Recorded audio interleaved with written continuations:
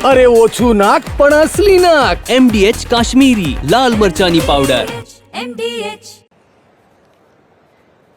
ભારત સરકારના જળ શક્તિ અભિયાન અંતર્ગત કેચ ધ રેન 2025ના આજના કાર્યક્રમમાં આપણી સૌની સાથે મંચ ઉપર ઉપસ્થિત પ્રદેશના યશસ્વી અધ્યક્ષ અને કેન્દ્રીય મંત્રી શ્રી CR પાટીલજી, ગુજરાત વિધાનસભાના અધ્યક્ષ માન્ય શ્રી શંકરભાઈ ચૌધરી, મારા સાથી મંત્રી શ્રી બળવંતસિંહ રાજપૂત, શ્રી હર્ષભાઈ સંઘવી, લોકસભાના સાંસદ શ્રી ભરતસિંહ ડાભી, રાજ્યસભાના સાંસદ શ્રી બાબુભાઈ દેસાઈ, મારા साथी धारासभ्यश्रीओ श्री केसाजी ठाकोर, श्री स्वरूपजी ठाकोर, श्री मावजीभाई देसाई, श्री अनिकेत भाई ठाकर, जिला भाजपा प्रमुख श्री कीर्तिसिंह वाघेला, पूर्व सांसद श्री परबतभाई पटेल, श्री हरिभाई चौधरी, श्री दिनेश भाई अनावाड़िया तथा रेखाबेन चौधरी, भारत सरकारना संयुक्त सचिव श्री,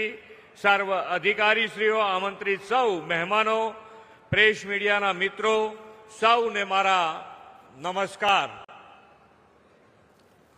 હમણાં તો ઓપરેશન સિંદૂર અને ઓપરેશન સિંદૂરની જ્વલંત સફળતા માટે વિશ્વ નેતા અને યશસ્વી વડાપ્રધાન શ્રી નરેન્દ્રભાઈ મોદી સાહેબ તથા દેશના સૈન્યના સૌ જવાનોને આપણા સૌ વતી खूब खूब अभिनंदन पाठवू छू। तिरंगो लहराई शकाय एनी अंदर आपणे तिरंगो लहराईने बधाने अभिनंदन पाठवीए।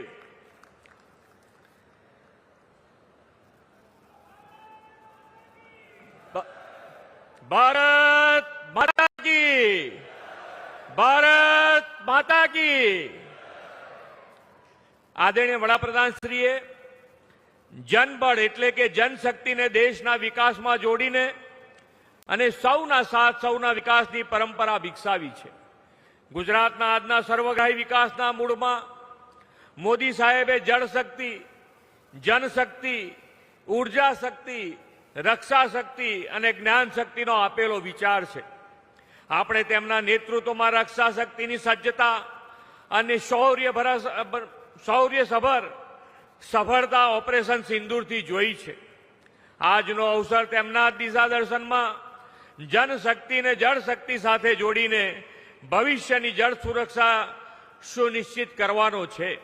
वडाप्रधान श्री हमेशा कहे छे के पाणी ए विकासनी पहली शरत छे। श्री नरेन्द्रभाईए ज्यारे मुख्यमंत्री पद संभाळ्युं त्यारे गुजरातमां न तो पूरती वीजળી के न तो पूरतुं पाणी, आपत्तिने अवसरमां अने પડકારોને તકમાં પલટાવવાનું સામર્થ્ય શ્રી નરેન્દ્રભાઈએ આપણને સૌને એમાં કેળવ્યું છે। તેમણે જળ સમસ્યાના નિવારણ માટે જનશક્તિને જળ સંગ્રહ, જળ સંચય, ચેકડેમ, બંધારાના વિરાટ અભિયાનમાં જોડી તેના પરિણામે ગુજરાત વોટર ડેફિસિટ સ્ટેટમાંથી વોટર સરપ્લસ સ્ટેટ બન્યું। આદરણીય વડાપ્રધાનશ્રીએ આપણને પાણી આવે તે પહેલા પાળ બાંધવી લેવાની દિશા આપી છે। સમગ્ર દેશમાં ભૂગર્ભ જળ તળ ઊંચા લાવી શકાય તેવા ઉમદા હેતુથી વડાપ્રધાનશ્રીએ 2019માં રાષ્ટ્રવ્યાપી જળશક્તિ અભિયાનનો પ્રારંભ કરાવ્યો છે અને જળશક્તિ મંત્રાલય પણ ગુજરાતના આપણા સાંસદ અને પ્રદેશના અધ્યક્ષ શ્રી પાટીલજીને સોંપ્યું છે અને વડાપ્રધાનશ્રીના માર્ગદર્શનમાં તેમણે દેશભરમાં આ જન ભાગીદારી સાથે આ આંદોલનની શરૂઆત કરી અને આગળ વધી રહ્યા છે। આજનો આ કાર્યક્રમ આપણા જળ સંચયના પ્રયાસો વધુ વેગવાન બનાવવાનો કાર્યક્રમ છે। બનાસકાંઠામાં ભૂગર્ભ જળ તળ ઊંચા લાવવા રાજ્ય સરકારે લગભગ 50,000 રિચાર્જ કુવા બનાવવાનું આયોજન હાથ ધર્યું છે। એમાં બનાસ ડેરીના સહયોગથી 25,000 રિચાર્જ કુવા બનવાના છે। બનાસ ડેરીના આ પ્રતિબદ્ધતા માટે श्री आदरणीय शंकरभाई नो अपना सौ वती खूब खूब अभिनंदन पाठवू छू। आदरणीय श्री मोदी साहेबे सीमानु पाणी सीमा, गामनु पाणी गाममां તેવા મંત્ર આપીને રાજ્યમાં તમામ સ્તરે જળ સંચયના કામો જનભાગીદારીથી શરૂ કરાવ્યા હતા. ચોમાસામાં વહી જતા પાણીને અટકાવીને પાણીને જમીનમાં ઉતારીને ભૂગર્ભ જળસ્તર ઊંચા લાવવા, સિંચાઈ વ્યવસ્થા વધુ સુદૃઢ કરવા, ખેત ઉત્પાદનમાં વધારો કરવાના મુખ્ય ઉદ્દેશ સાથે આપણે ગોવા રિચાર્જ નિર્માણ માટેનું અભિયાન શરૂ કર્યું છે. આ વર્ષે આપણે અત્યાર સુધીમાં બનાસકાંઠામાં 4000 સહિત સમગ્ર રાજ્યમાં 1 લાખ જેટલા જળ સંચયના કામો પૂર્ણ કર્યા છે.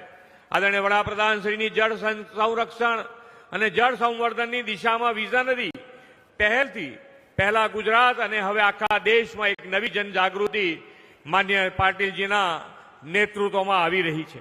વરસાદના પાણીનો સદુપયોગ કરવાની વડાપ્રધાનશ્રીની પ્રેરણાથી ખેત તલાવડી, ચેકડેમ, બોરીબંધ, સરદાર પટેલના સહભાગી જળ સંચય યોજના જેવા અભિયાનોથી ગુજરાતના ભૂગર્ભ જળસ્તરમાં નોંધપાત્ર વૃદ્ધિ થઈ છે. જળ સંરક્ષણ, જળ સંચય એ તો આપણી સાંસ્કૃતિક ચેતના છે.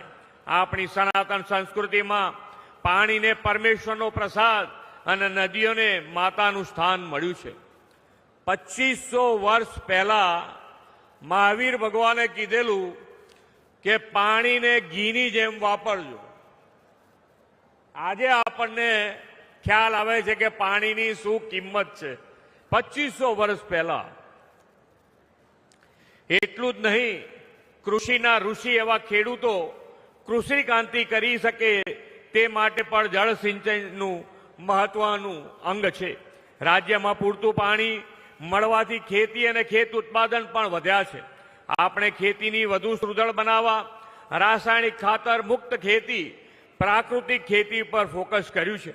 રાસાયણિક ખાતરના ઉપયોગથી જમીન અને માનવીનું બંનેનું સ્વાસ્થ્ય બગડી રહ્યું છે.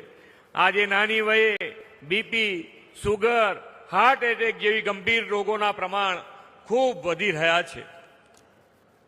વડાપ્રધાનશ્રીએ આ સ્થિતિ સુધારવા માટે બેક ટુ બેઝિકનો મંત્ર આપ્યો છે. આદરણીય રાજ્યપાલશ્રી તો પ્રાકૃતિક ખેતીને સંપૂર્ણ સમર્પિત છે અને તેનો વ્યાપ વધે તેના માટે તેઓ સતત પ્રયત્નશીલ છે અને પ્રાકૃતિક ખેતીને તેમણે જન આંદોલન બનાવી દીધું છે. તેમના સઘન પ્રયાસોના કારણે રાજ્યમાં લગભગ 10 લાખથી વધુ ખેડૂતો પ્રાકૃતિક ખેતી તરફ વળ્યા છે.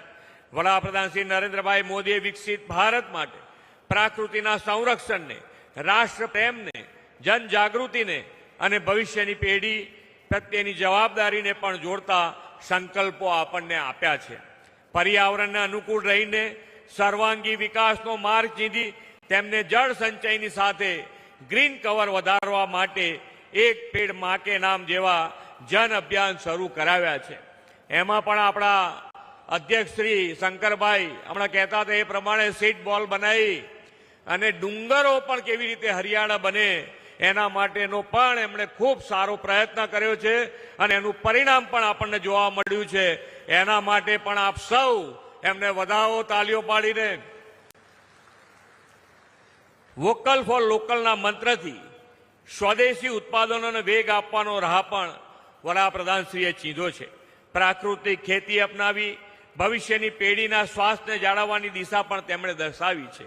આવા સંકલ્પો દ્વારા વિકસિત ભારત 2047નું નિર્માણનું તેમણે આહ્વાન કર્યું છે. આજનો આ જળ સંચય માટેનો આપણો પ્રયાસ આવનારી પેઢીને વધુ જળ સુરક્ષા પૂરી પાડશે એવા વિશ્વાસ સાથે વિરમું છું. ભારત માતા કી જય. વંદે માતરમ. જય જય ગરવી ગુજરાત. તો સીએમએ પણ વિકાસ કાર્યોની ભેટ ગુજરાતવાસીઓને અર્પણ કરી છે અને જનભાગીદારીથી જળ સંચય કરવાની અપીલ પણ કરવામાં આવી રહી છે. ખાસ કરીને ખેડૂતોને સીએમ અને રાજ્યપાલ સહિતના મહાનુભાવો ઉપસ્થિત રહ્યા. ખેડૂતો હવે પ્રાકૃતિક ખેતી તરફ વળ્યા છે તેવું પણ કહેવામાં આવી રહ્યું છે. તો બનાસકાંઠામાં જળ સંચયના કાર્યોનો પ્રારંભ કરાવવામાં આવ્યો છે. ગુજરાતને વિકાસની ભેટ આપવામાં આવી છે.